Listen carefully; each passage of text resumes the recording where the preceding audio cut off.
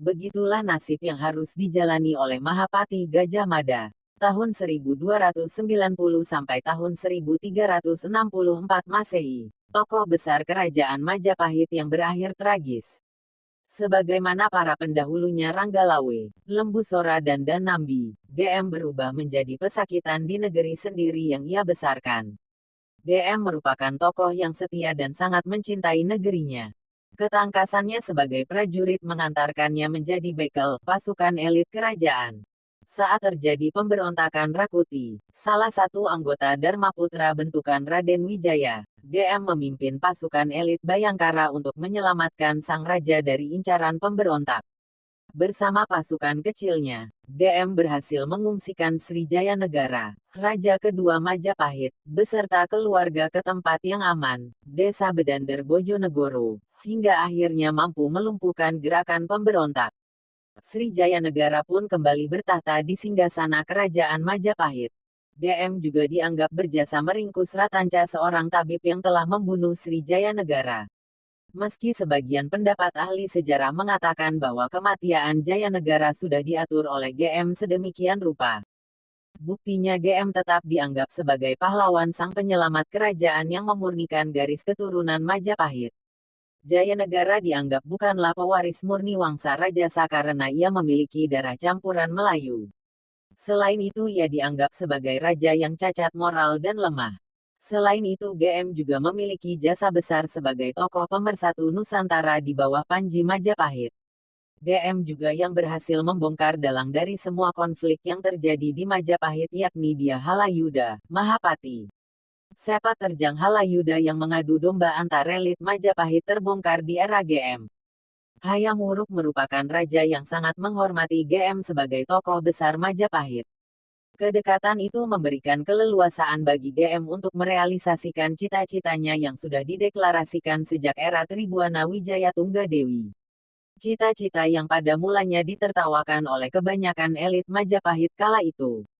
DM berhasil melakukan ekspansi di berbagai wilayah dan mempersatukannya dalam satu teritori yakni Nusantara selama 21 tahun.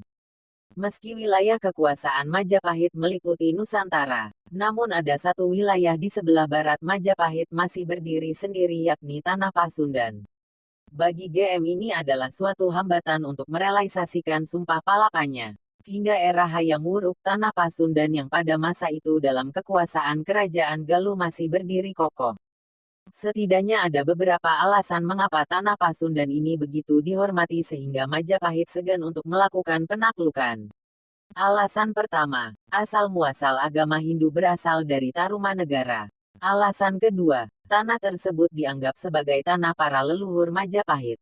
Raden Wijaya adalah putra dari Dyah Lembutal yang menikah dengan Raja Rakrian Jayadharma yang merupakan putra Prabu Guru Darmasiksa Raja Kerajaan Sunda Galuh, memerintah tahun-tahun 1175 sampai tahun 1297. Rakrian Jayadharma menjadi putra mahkota yang berkedudukan di Pakuan.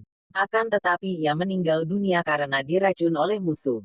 Sepeninggal suaminya, Dyah Lembutal membawa Raden Wijaya pergi dari Pakuan.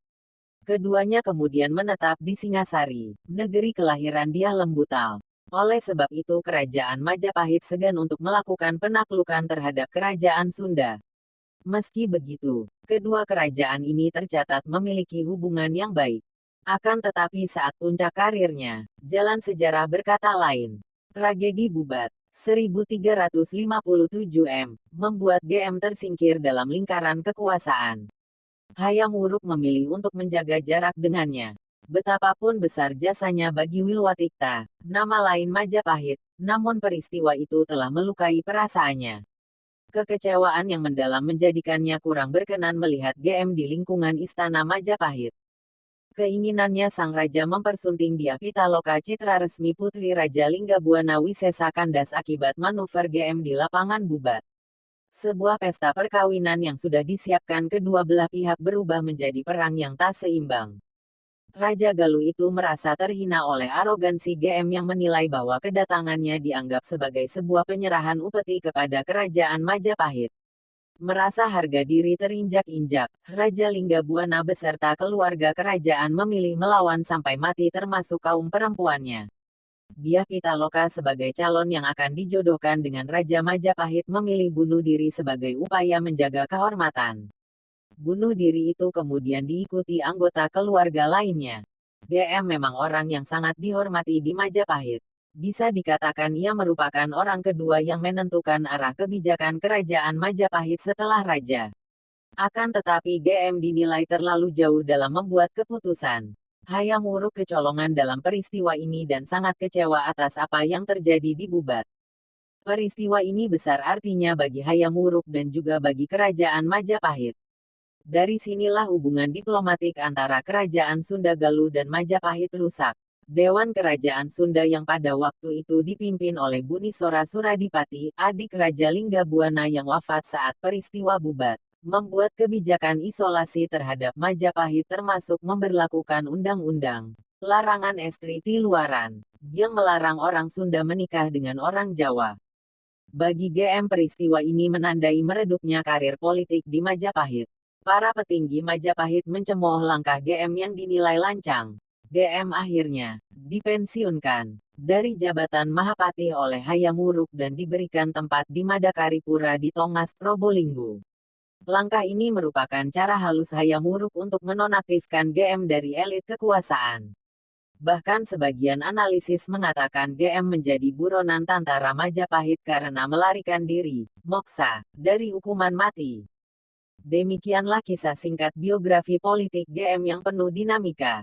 Kecintaan kepada tanah air yang berlebihan akan menimbulkan bencana. Sejatinya cinta bukanlah untuk saling meniadakan satu dengan yang lainnya. Kebesaran suatu negara bukanlah untuk menindas negara lain.